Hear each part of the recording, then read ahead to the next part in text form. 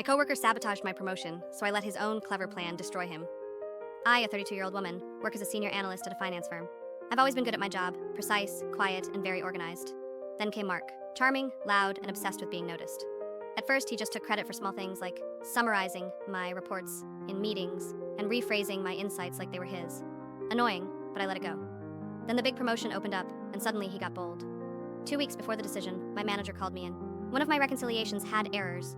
Turns out, the file he'd submitted under my name had numbers changed, small enough to look careless, but big enough to question my reliability. I was furious, but I kept calm. If he wanted to play smart, I'd play smarter. I started collecting everything, every email he forwarded with timestamps, the original versions of the edited files, server logs showing my corrections before he changed anything. I built a quiet little digital paper trail, nothing emotional, just data. Then I compiled it into a clean report, like one of my audits, and handed it to our director.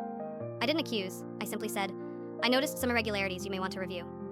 HR got involved. It took about a week, but the evidence was undeniable.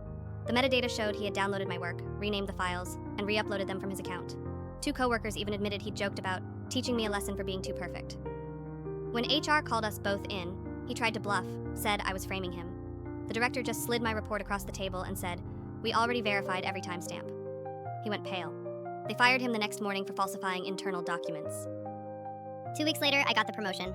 The best part, now every team in our department has mandatory version tracking because of his stunt. My manager told me privately, "You handled this with more professionalism than most executives." I didn't yell, I didn't gloat. I just made sure the truth did what it always does, surface.